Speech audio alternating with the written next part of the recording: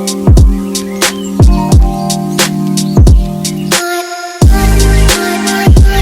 Friends, welcome back to another video. आज की इस वीडियो में हम बात करेंगे मेट्रोजिल 400 mg टैबलेट के बारे में, यानी कि मेट्रोनिडाजोल के बारे में, जो कि एक एलोपैथिक मेडिसिन है। तो इसको लेने से पहले अपने डॉक्टर से ज़रूर कंसल्ट कर लें आप, ठीक है। मेरी सभी पहली वाली वीडियो जो मेरे चैनल पर अपलोडेड है, अब हम उसी पैटर्न से सारी इसकी भी मतलब मेडिसिन की जानकारी को देखेंगे, जिसमें हम सबसे पहले इसकी डिटेल्स देखेंगे, फिर क्लासिफिकेशन, फिर यूजेज, उसके बाद डोज, फिर डोज, ओवरडोज और मिस्ड डोज को भी हम देखेंगे। फिर उसके बाद मोड ऑफ एक्शंस की कैसे काम करती है, फिर प्रिकॉशंस यानी कि सावधानियाँ, उसके बाद कॉन्ट्राइंडिकेशंस कब लेनी है कब नहीं लेनी है, उसके बाद ड्रग इंट्रैक्शंस बहुत ज़रूरी होते हैं, यानी कि आप किस दूसरी मेडिसिन के साथ इस वाली टैबलेट को नहीं ले सकते, या कौन सी ऐसी मेडिसिन है जो अगर वो चल रही है आपकी तो तब इसको नहीं ले सकते आप।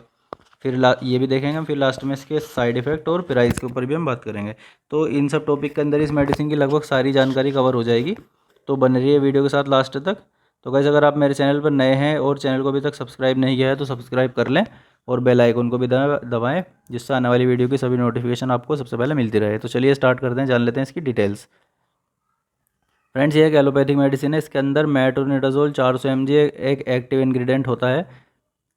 ये इसका साल्ट है मेट्रोनिडाजोल, जो 400 mg के अंदर इसमें होता है, ठीक है। ये एक एंटी इफेक्टिव मेडिसिन होती है जो इन्फेक्शन को ट्रीट करने के लिए ही दी जाती है। बॉडी में अलग अलग पार्ट में इन्फेक्शन होने पर इसको दिया जाता है, अलग अलग तरह का इन्फेक्शन में भी दिया जाता है।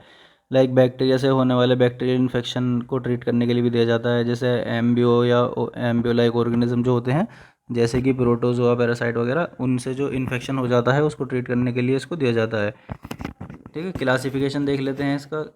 ये जो मेट्रोनिडाजोल एक मेडिसिन ग्रुप से बिलोंग करती है, जिसका नाम है नाइट्रोइमिडाजोल एंटी माइक्रोबाइल्स। ये इसका ड्रग ग्रुप का नाम है, ठीक है। उसके बाद अब जान लेते हैं इसकी यूजेस। इसका मेन यूज़ तो इंटेस्टाइनल इन्फेक्शन को ट्रीट करने के लिए किया जाता है, ठीक है। हमारे इंटेस्टाइन के अंदर जो बैक्टीरियल इन्फेक्शन वगैरह हो जाता है, जैसे जिसको एम्बियोसिस भी कहा जाता है, उस इन्फेक्शन को ट्रीट करने के लिए इसका मेन यूज़ किया जाता है, जिसकी वजह से पेशेंट को लूज़ मोशन वगैरह होते हैं और जो आपका पेट है अपसेट सा ही रहता है, वो इंडाइजेशन होने लगता है, ठीक है।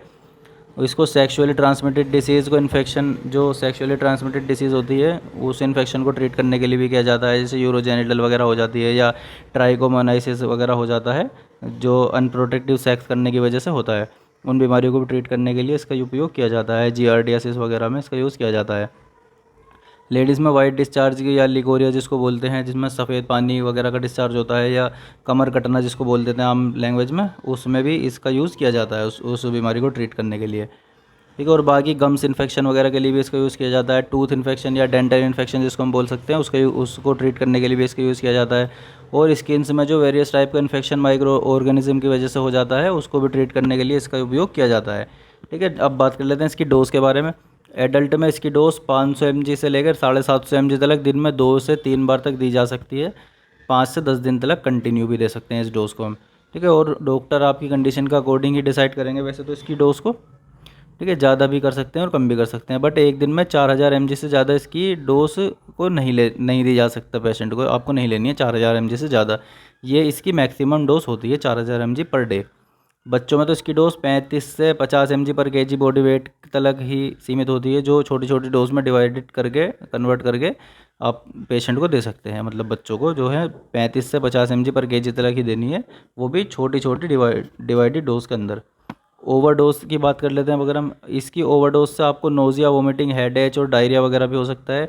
यदि आपने या किसी ने भी इसकी ओवरडोज ले ली है तो तुरंत अपने डॉक्टर को इन्फॉर्म करें या पास के हॉस्पिटल में जाएं, क्योंकि ये मेडिकल इमरजेंसी भी बन सकती है।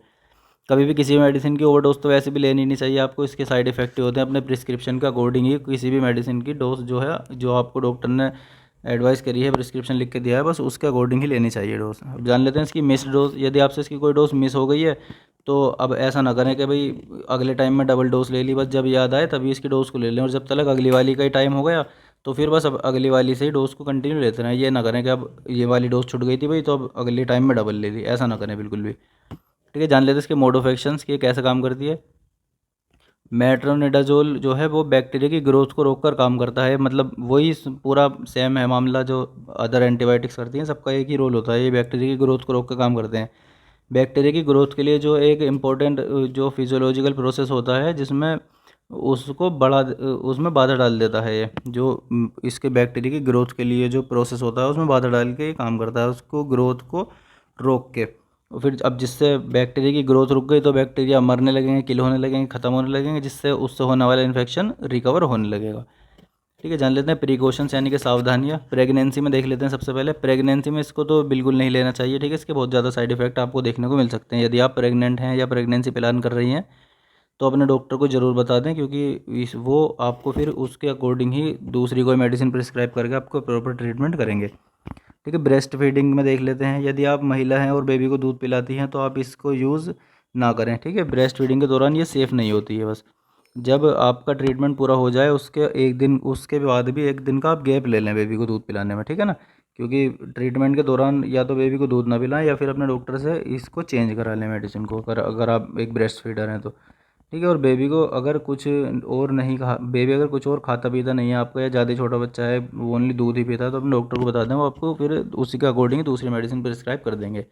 ठीक है, ड्राइविंग में देख लेते हैं इसकी सावधानियाँ। इसको लेने के बाद आपको चक्कर आ सकते हैं, विजुअल डिस्टर्बेंस भी हो सकता है, यानी कि धुंधलापन दिखाई दे सकता है आपको, ब्लर विजन जिसको भी बोलते हैं, कन्फ्यूजन हो सकती है, ड्रोजीनेस वगैरह हो सकती है। मतलब आप मतलब सब होती नहीं है किसी को भी ये प्रॉब्लम, लेकिन हो सकती है। ये इसकी सावधानियों में बताया जाता है। ठीक है, लिखा हुआ है बुक्स में हमारी। तो आप इसको लेने के बाद ड्राइविंग ना करें, एडवाइस तो हमारी यही है। ठीक है ना, एल्कोहल में देख लेते हैं। एल्कोहल के साथ इसको लेने से बहुत साइड इफेक्ट देखने को मिल सकते हैं। अगर आप मेट्रोनिडाज़ोल के ट्रीटमेंट के टाइम पर अल्कोहल का यूज़ बिल्कुल नहीं करना चाहिए आपको। ठीक है, बिल्कुल भी नहीं करना है, आपकी कंडीशन और ज़्यादा बेकार बन सकती है। मेट्रोनिडाज़ोल के ट्रीटमेंट के 48 घंटे के बाद से आप अल्कोहल कंज्यूम कर सकते हैं वैसे। ठीक है, अदरवाइज़ अल्कोहल आप कंज्यूम ना ही करें तो वो तो बहुत ही अच्छी बात है, अगर आप अल्कोहल को छोड़ ही दें तो। जान लेते हैं इसके कॉन्ट्राइंडिकेशंस। यदि आपको मेट्रोनिडाज़ोल या इसके ग्रुप के किसी भी ड्रग से एलर्जी है तो इसका बिल्कुल भी यूज़ ना करें आप। ठीक है, यदि आप प्रेग्नेंट हैं या उसका यूज़ करें, उसका यूज़ ना करें बिल्कुल भी, अगर आप प्रेग्नेंट हैं या प्रेगनेंसी प्लान कर रही हैं। ठीक है ना, बिल्कुल यूज़ ना करें इसका। और फर्स्ट ट्राइमेस्टर यानी कि जो प्रेगनेंसी के शुरुआती 3 महीने होते हैं, स्टार्टिंग वाले 3 महीने होते हैं, उसमें तो बिल्कुल भी यूज़ नहीं करना है। ठीक है, यदि आप वेजाइनल इन्फेक्शन से पीड़ित हैं, यानी कि वेजाइना में कोई बैक्टीरियल इन्फेक्शन हो गया है, तब इसका यूज़ आप ना करें। ठीक है, अपने डॉक्टर को बता दें। यदि आप हार्ट या किडनी रिलेटेड किसी बीमारी से परेशान हैं तो उसके बारे में अपने डॉक्टर को बता दें कि आपको ये परेशानी है। फिर आपको इसकी डोज जो है वो डॉक्टर आपकी कंडीशन के अकॉर्डिंग डिसाइड करके देंगे, क्योंकि किडनी की बहुत सारी परेशानियों में बहुत हल्की डोज दी जाती है किसी भी एंटीबायोटिक की, और किसी किसी बीमारी में ज़्यादा भी देनी पड़ती है। तो आप अगर अपनी कंडीशन को बता देंगे तो ज़्यादा बेहतर रहेगा आपके डॉक्टर को आपको ट्रीट करने के लिए। ठीक है, जान लेते हैं ड्रग इंटरेक्शंस। आप इसको किसी दूसरी मेडिसिन के साथ नहीं ले सकते। ठीक है ना, मेट्रोनिडाज़ोल को यदि आप लिथियम के साथ लेते हैं, जो कि एक साइकेट्रिक डिसऑर्डर को ट्रीट करने वाली मेडिसिन होती है, तो आप लंबे समय तक आपकी किडनी, मतलब अगर इन दोनों मेडिसिन को आप लंबे समय तक एक साथ लेते रहते हैं तो आपकी किडनी पर बहुत गहरा असर पड़ सकता है। इनफैक्ट आपकी किडनी फेल भी हो सकती है। यदि आप मेट्रोनिडाज़ोल को एंटीकोगुलेंट मेडिसिन के साथ लेते हैं, जैसे वारफेरिन वगैरह हैं, जो ब्लड थिनर भी बोलते हैं जिनको, इनके साथ आपको इसका यूज़ नहीं करना है, क्योंकि इससे आपको पोटेंशियल एंटीकोगुलेंट इफेक्ट देखने को मिल सकते हैं, यानी कि ब्लड बहुत ज़्यादा पतला आपका एकदम से हो सकता है। ठीक है ना, ब्लड में दिक्कत आ सकती है आपके बहुत ज़्यादा, और जब ज़्यादा मतलब ऐसा बोल सकते हैं आम भाषा में कि ब्लड का पानी बन जाना, तो वो लाइफ थ्रेटनिंग भी हो सकता है। इसलिए एंटीकोगुलेंट के साथ, वारफेरिन वगैरह के साथ इसका बिल्कुल भी यूज़ ना करें आप। डाइसल्फाम एक मेडिसिन होती है शराब छुड़ाने की, तो उसके साथ भी आप इसका मेडिसिन का यूज़ नहीं करना है। ठीक है ना, इन दोनों को साथ में लेने पर आपको हेलुसिनेशन वगैरह हो सकती है, चक्कर आ सकते हैं, अनकॉन्शियसनेस हो सकती है, यानी कि बेहोश हो सकते हैं आप इन दोनों को साथ में लेने से। और इससे अलग ओरल कॉन्ट्रासेप्टिव पिल्स जो होती हैं, यानी कि प्रेगनेंसी को रोकने वाली जो मेडिसिन होती हैं, ये जो अनवांटेड किट वगैरह आती हैं, आप अगर इनके साथ मेट्रोनिडाज़ोल का यूज़ करते हैं, मान लो मतलब आपको किट तो खानी थी प्रेगनेंसी रोकने के लिए और आपने उस दौरान मेट्रोनिडाज़ोल आपके डॉक्टर ने प्रिस्क्राइब करी हुई है, तो आपने अगर ये दोनों मेडिसिन साथ में ले ली हैं तो ये आपको उसके कॉन्ट्रासेप्शन वाली जो टैबलेट हैं उनके इफ़ेक्ट को कम कर सकती हैं। ठीक है, इसलिए यदि आप ऐसा करते हैं तो जो आपका फिजिकल बैरियर है, यानी कि प्रोटेक्शन वगैरह, कॉन्डम वगैरह यूज़ करें, बहुत ज़रूर वरना कॉन्ट्रासेप्शन नहीं हो पाएगा आपका। अगर ये दोनों मेडिसिन आपको साथ में लेने की मतलब उस टाइम ये ट्रीटमेंट चल रहा है आपका कि मेट्रोनिडाज़ोल भी साथ में लेनी है, तो तब आपकी ओरल कॉन्ट्रासेप्टिव पिल्स काम नहीं करेंगी। फिर इम्यूनोसप्रेजेंट वगैरह के साथ आप इसको नहीं लेना है, क्योंकि आपकी बॉडी में जो साइक्लोस्पोरिन का लेवल होता है वो इंक्रीज़ हो सकता है, बढ़ सकता है मेट्रो को साथ में लेने पर। और इसी तरह फ्लोरोसिल एक मेडिसिन होती है, फ्लोरोसिल, ठीक है, उसके साथ में नहीं लेना है आपको। एंटासिड और सिटिमिडाइन जैसे एंटासिड होती हैं आपकी, सिमेटिडिन और रेंटिडिन वगैरह, इनके साथ में आपको नहीं लेना है, ठीक है। ये जो एक कैंसर को ट्रीट करने की एक मेडिसिन होती है फ्लोरोसिल, उसके साथ में आपको इसको नहीं लेना है। और फेनिटोइन वगैरह प्रोमिडिन वगैरह के साथ नहीं लेना है, जो एपिलेप्सी को ट्रीट करने वाली मेडिसिन होती है उसके साथ में भी आप इसको नहीं लेना है, ठीक है। जान लेते हैं इसके साइड इफ़ेक्ट। इसके इसके अगर आपको सिर्फ हेडेक वगैरह हो सकती है, वॉमिटिंग आ सकती है, एब्डोमिनल क्रैम्प्स हो सकते हैं यानी कि पेट में ऐंठन वगैरह, और ईटिंग डिसऑर्डर हो सकता है, या तो भूख अत्यधिक लग सकती है या भूख लगनी बंद हो सकती है, ठीक है। अनप्लेजेंट टेस्ट वगैरह की शिकायत आपको देखने को मिल सकती है। आपका जो जायका है, मुंह का जो टेस्ट है, वो आपका स्वाद चेंज हो सकता है, आपको किसी में खाने में टेस्ट की फीलिंग कम हो सकती है, ठीक है। स्टोमक डिस्कम्फर्ट यानी कि बेचैनी सी, पेट में ज़्यादा भरा भरा सा पेट या ज़्यादा भूख लगना, ऐसा ये इसके नॉर्मल से कुछ साइड इफ़ेक्ट होते हैं। यदि आपको इनसे पहले कोई साइड इफ़ेक्ट सीवियर कुछ देखने को मिलता है तो अपने डॉक्टर को ज़रूर बता दें आप, ठीक है। लास्ट में बात कर लेते हैं इसके प्राइस के बारे में। इसके प्राइस की यदि हम बात करें तो ये आपको लगभग 22 से 23 रुपये के अंदर या 24 रुपये के आसपास पूरी स्ट्रिप मिल जाएगी, जिसमें 15 टैबलेट होती हैं, यानी कि एक टैबलेट आपकी 1 रुपये 50 पैसे के आसपास में आपको पड़ेगी, ठीक है। और बाकी अलग अलग कंपनी की मैन्युफैक्चर मेडिसिन जो आती हैं सबके प्राइस थोड़े बहुत ऊपर नीचे भी हो सकते हैं, तो वो आप देख सकते हो, ठीक है। तो फ्रेंड्स, ये थी जानकारी मेट्रोनिडाज़ोल 400 mg टैबलेट के बारे में। आई होप आपको समझ आ गया होगा। वीडियो अच्छी लगी हो तो प्लीज़ वीडियो को लाइक करें, चैनल को सब्सक्राइब करें, ठीक है। इससे आने वाली वीडियो की नोटिफिकेशन आपको मिलती रहे, इसलिए बेल आइकन को भी प्रेस कर लें, ठीक है। टेक केयर, मिलते हैं नेक्स्ट वीडियो में, तब तक के लिए बाय बाय।